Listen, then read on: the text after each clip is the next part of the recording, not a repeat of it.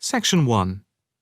You will hear a male student talking to a union representative about placing an advertisement to sell a laptop. First, you have some time to look at questions 1 to 5.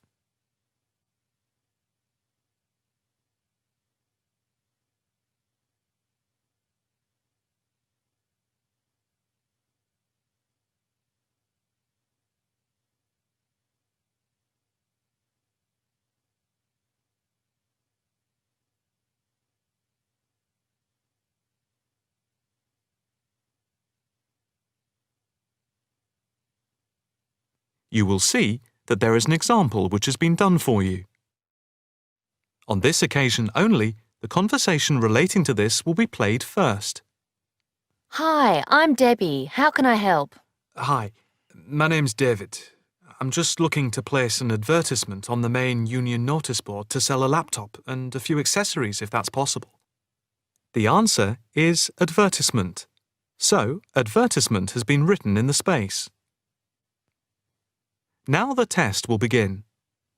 You should answer the questions as you listen, because you will not hear the recording a second time. Listen carefully and answer questions 1 to 5. Hi, I'm Debbie. How can I help? Hi, my name's David. I'm just looking to place an advertisement on the main union notice board to sell a laptop and a few accessories if that's possible. Sure, that's not a problem. I take it you are a member of the Students' Union? Yes, I am. Right then. I'll just get a form up. And as there is no one around and it looks as if it's going to be quiet for a while, I'll just type the details straight into the computer for you. Thanks very much. No problem. Shall we just title it Laptop for Sale? Yeah, okay. Can you describe it generally? Well, it's in very good condition. In fact, it's hardly been used. Why are you selling it, if I may ask? Well, I've got another one which is much lighter, and I don't really need two. I see. What weight is the one you're selling? It's 3.5 kilograms. That is heavy these days. Can you give more details about the one you want to sell? Right. Well, it's an Allegro, and it's got all the latest programs. Okay. What about the memory? The memory is only 0.5 gigabytes. And what about the screen size and the other features? Oh, well, the screen is, well, let's see, it's 37.5 centimetres with a standard size keyboard and a touchpad. But I've got a cordless mouse that I can put in with it if necessary. Well, some people don't like using a touchpad. What about ports or holes for attaching things to the laptop? It's got 2 ports. More modern laptops have more than 2 ports for all the extra attachments. They do. Let's see, what else is important? Oh yeah, the battery lasts for 2.5 hours, which is okay, but not enough for long train journeys. But one thing is that it's not wireless. Right, okay, not wireless. Before you hear the rest of the conversation, you have some time to look at questions 6 to 10.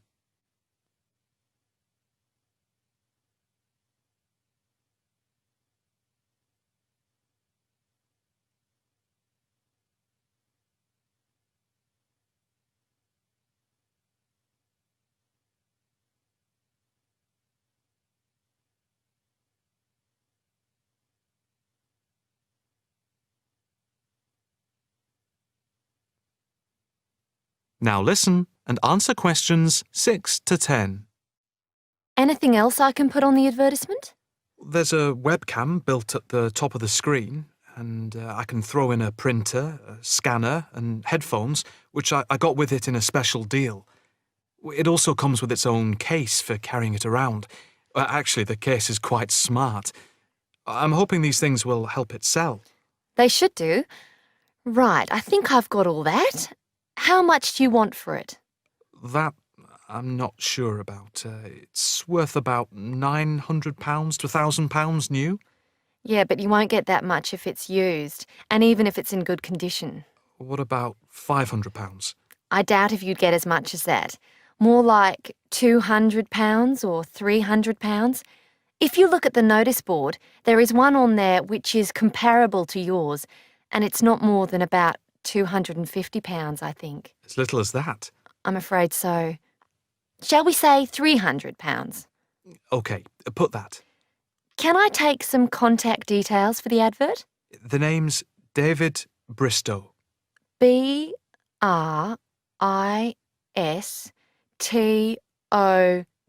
Yes, that's it. And a mobile or email? Both, if you want.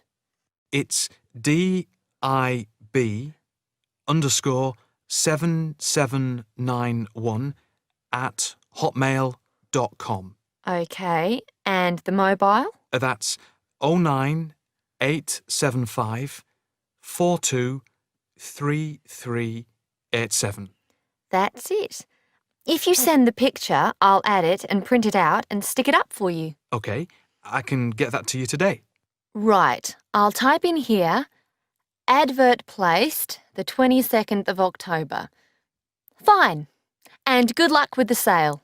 Thanks. That is the end of section 1.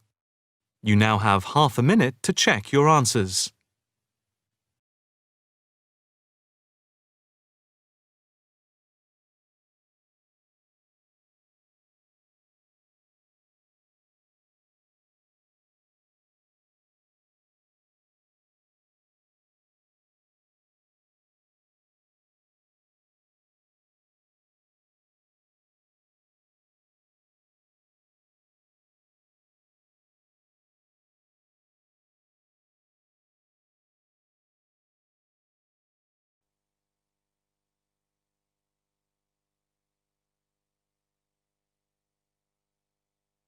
Now turn to Section 2, on page 10.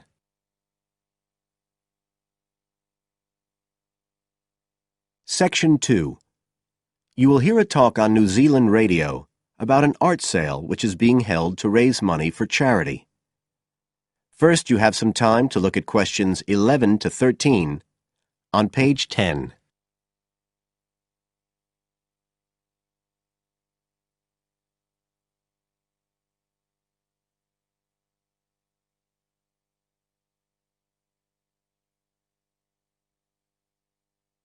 Now listen carefully and answer questions 11 to 13. One of the most anticipated art events in Christchurch is the charity art sale, organised this year by Neil Curtis. Neil, tell us all about it. Well, Diane, this looks like being the biggest art sale yet. And the best thing about it is that the money raised will all go to charity.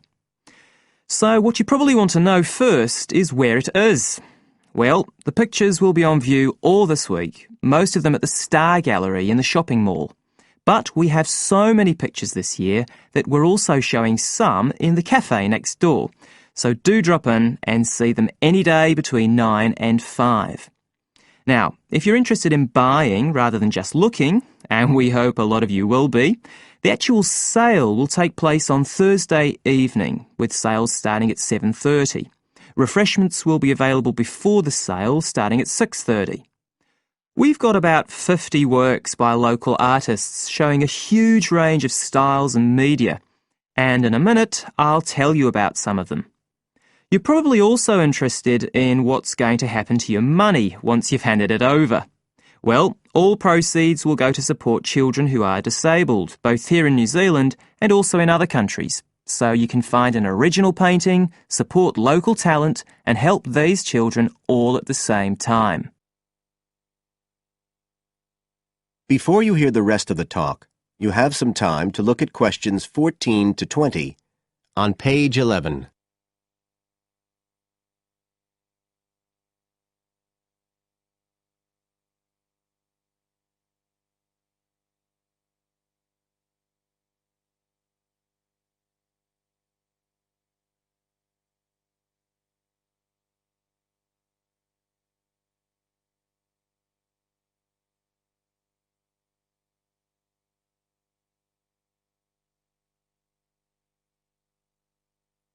Now listen and answer questions 14 to 20.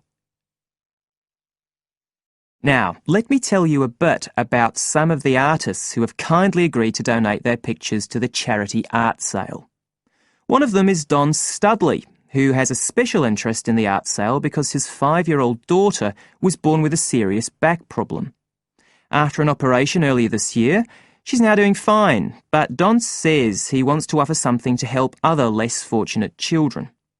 Don is totally self-taught and says he's passionate about painting. His paintings depict some of our New Zealand birds in their natural habitats. One relative newcomer to New Zealand is James Chang, who came here from Taiwan 9 years ago at the age of 56. Mr. Chang had 13 exhibitions in Taiwan before he came to live here in Christchurch, so he's a well-established artist, and art has been a lifelong passion for him. His paintings are certainly worth looking at. If you like abstract pictures with strong colour schemes, you'll love them. Natalie Stevens was born in New Zealand, but has exhibited in China, Australia and Spain. As well as being an artist, she's a website designer.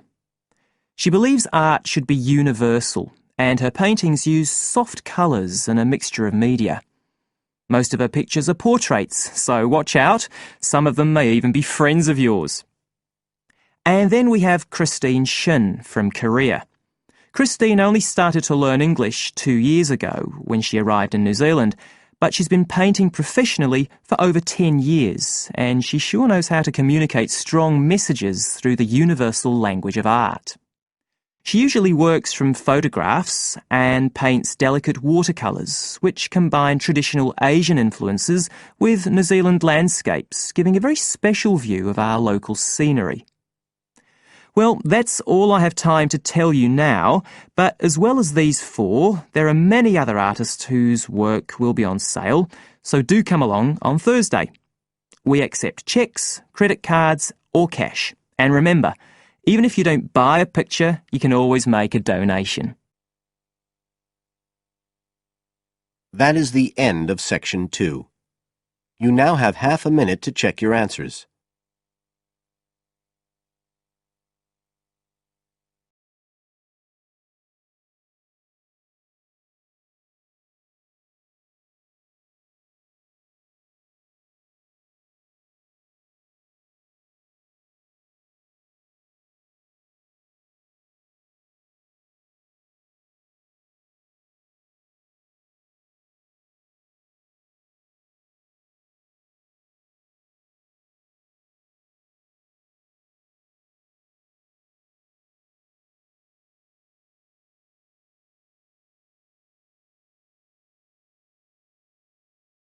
Test 1, Section 3.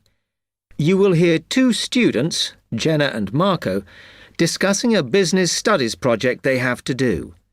You now have 15 seconds to read questions 21 to 24.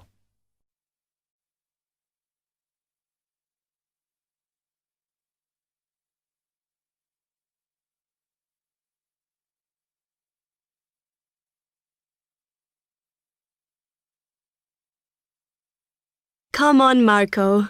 We've got to get on and sort out this project for Professor Buckley. Hang on. I want to make sure we've got all the information. Now, where are we? Well, today we need to sort out exactly what we're going to do and how we're going to divide the work up. Okay. How long have we got, by the way? The end of term is April 6th. And he said to hand it in on week 8, so that's March 25th at the latest, because the beginning of that week is the 21st, so not long. Right. Have you got the notes there? Yes. He wants us to do a fairly small-scale study, like the last one, on whether or not businesses were offering more benefits to staff. And we've now got to look at the rise in older workers. It should be fairly straightforward. Yeah, as long as we keep it small. Who's marking it? I don't know. Sometimes he gets the PhD students to mark it for him. Oh, Actually, it just says here, a senior lecturer. I suppose it's too much for Professor Barkley to do them all. Yeah. Anyway, how are we going to go about this? Well, we have to decide how big we want it to be and who Yeah, but I think we must sort out a timetable for the project. Otherwise, nothing will get done. Okay. Do you want to do that? All right. I'll do it as soon as we finish here. You now have 15 seconds to read questions 25 to 27.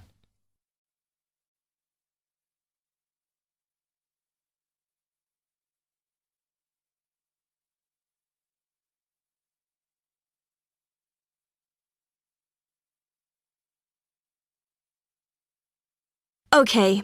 What do we have to do now for the project? What's the best way to go about it?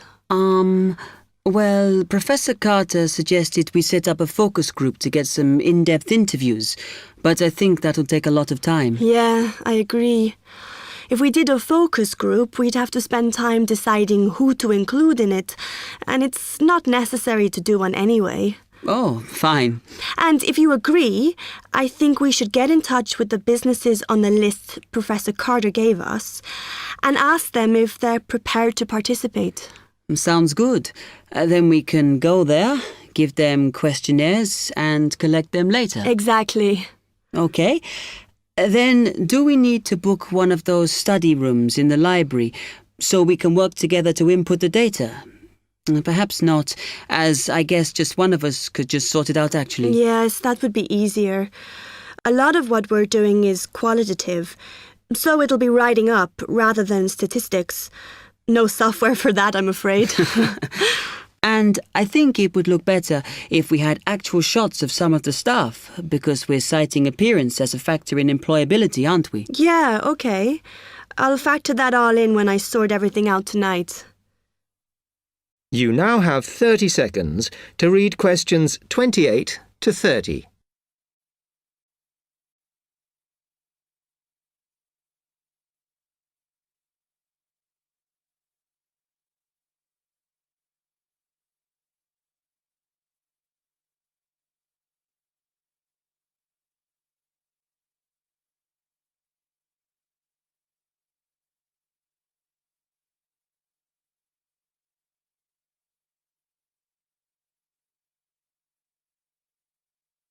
I'm glad we decided to work together. I think it's going to work out well. Yes, well, given that we had to work in pairs on this project, I think we were right to choose each other. We complement each other academically, as we're each good at what the other isn't. In fact, we should have tried working together before. Yes. Now, how shall we split the work? I'll do the analysis, shall I? Oh, okay. It's just that it might be faster, because I'm used to doing it. Although your English is better than mine. I need more practice at reading, really. Okay, I'll do the presentation then, if that's okay with you. Yeah, sure. I don't mind speaking in public, but I hate preparing all the notes for them. The thing is, the tutor said one person should do the whole presentation, and he said he expects me to do it because I haven't done one yet. No, that's fine. Now, let's see.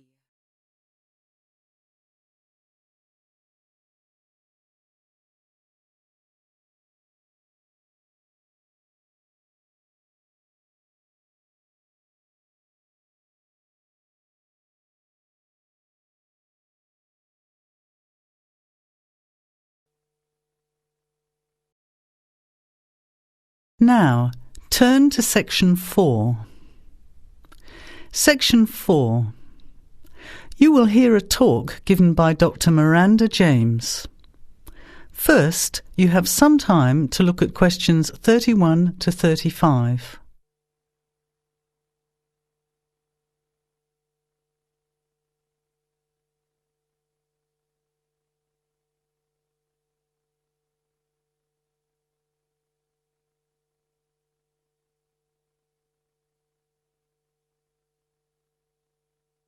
Now, listen carefully to the talk and answer questions 31 to 35. Good afternoon, everybody, and welcome to the first in a series of talks we have arranged for the Overseas Students Association this semester. Dr. James has very kindly agreed to speak to us today on the topic of public speaking, and judging from the large numbers of you here, it's clearly a subject of great interest and relevance. Dr. James. Hello. It's good to see so many of you here, and hopefully what I'm going to tell you will be useful to you both here at the university and in your future employment. Many people avoid speaking publicly, by which I mean in front of, say, 10 or more people. Not because they lack the ability, but mainly because they lack confidence, which is really only due to lack of practice. Today, as a consequence of the influence of television, audiences expect speakers to be relatively brief and to the point, in addition to being well-informed and interesting or entertaining. Probably the most important part of public speaking is what you do beforehand, by which I mean preparation. This includes practical details, such as knowing precisely what your topic is and exactly how long you are expected to talk for. You should also plan the content thoroughly. A good strategy is to write out the content as you intend to say it, and then make brief notes, preferably on small cards, which you use to talk from. This way you sound more natural. You incorporate pauses while you look at your notes, and you can then look at your audience while you are speaking. Never read your speech without looking at the audience. Eye contact is a very important part of communicating with an audience. So deliberately move your head and look around at your audience. Pauses are important, as most people, when they are nervous, tend to rush through their speech. Now you have some time to look at questions 36 to 40.